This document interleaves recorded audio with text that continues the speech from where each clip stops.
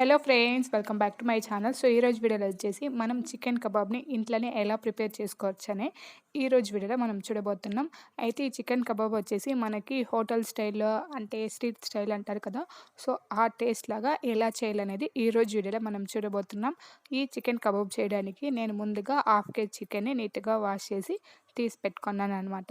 So, ఈ chicken ఇందులోకి first వచ్చేసి సాల్ట్ వేసుకోండి. సాల్ట్ వేసుకున్న తర్వాత అంటే మీరు సాల్ట్ అనేది చూసి వేసుకోవాలి. మరీ ఎక్కువగా వేసినట్లయితే సో, తినడానికి బావుండదు. సాల్ట్‌గా ఉంటుందనమాట. సో, అందుకని తక్కువగా కూడా వేయకండి. చూసి వేసుకోండి. వేసుకున్న తర్వాత కొంచెం పెరుగుని యాడ్ చేసుకోండి. పెరుగుని యాడ్ చేసుకున్న తర్వాత బాగా మిక్స్ చేసుకోండి. మిక్స్ చేసుకున్న తర్వాత ఇందులోకి ఒక కోడిగుడ్డుని వేసుకోండి. కోడిగుడ్డు వేయడం వల్ల కొంచెం క్రిస్పీగా ఉంటుందనమాట. అంటే పైనంతా కూడా కొంచెం క్రిస్పీగా ఉంటుంది. కోడిగుడ్డు వేసుకున్న తర్వాత ఇందులోకి అల్లం వెల్లుల్లి పేస్ట్‌ని వేసుకోండి. అంటే అల్లం వెల్లుల్లి పేస్ట్ వచ్చేసి నేను అల్లం, వెల్లుల్లి దాని తర్వాత కొంచెం కొత్తిమీర, దాని తర్వాత కొన్ని పచ్చిమిరపకాయలు వేసి బాగా మిక్స్ చేసుకున్న తర్వాత వేసుకుంటున్నాను. మీకీ పుదీనా అవైలబుల్‌లో ఉంటే పుదీనా కూడా వేసుకోవచ్చనమాట. సో, పుదీనా వేయడం వలన మంచి ఫ్లేవర్ ఉంటుంది. సో, అల్లం వెల్లుల్లి పేస్ట్ వేసుకొని బాగా మిక్స్ చేసుకున్న తర్వాత ఇందులోకి కొంచెం అజినమోటోని యాడ్ చేసుకోండి. అజినమోటో వచ్చేసి ఒక్కొక్కటి ఒక్కొక్క విధంగా ఉంటుంది. చిన్న సైజ్ కనుక ఉన్నట్లయితే కొంచెం ఎక్కువగా వేసుకోండి. అదే పెద్ద సైజ్ కనుక ఉన్నట్లయితే అంటే క్వాలిటీది ఉంటుంది కదా! సో, అది కనుక ఉన్నట్లయితే ఒక 4 లేదా 5 వేయండి.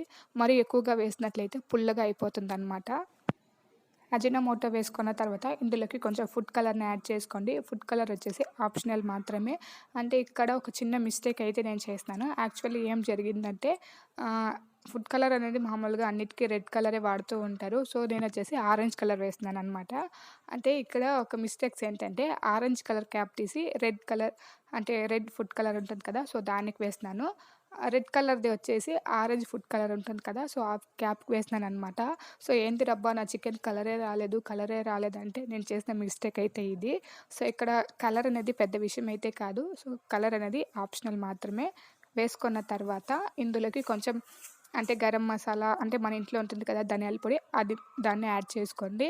సో, దాని తర్వాత ఇక్కడొచ్చేసి అంటే కబాబ్ పౌడరే ఉంటుంది కదా! సో, దాన్నైనా యాడ్ చేసుకోవచ్చు. ఇక్కడ నేను కబాబ్ పౌడర్ లేకపోవడం వల్ల మన ఇంట్లో మామూలుగా ఉంటుంది కదా!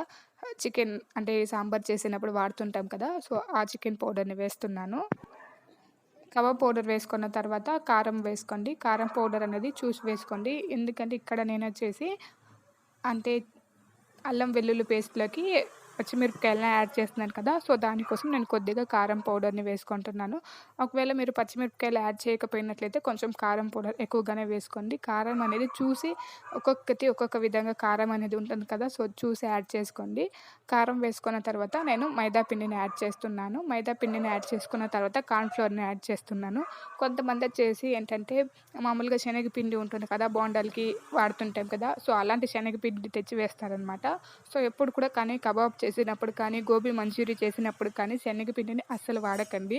ఎందుకంటే శనగపిండి వాడినట్లయితే అవి మనకి అంటే కబాబ్ లాగానో లేదా గోబీ లాగానో అయితే రాదనమాట. సో, బోండాల్లాగా వస్తూ ఉంటుంది. బజ్జీల్లాగా వస్తూ ఉంటుంది.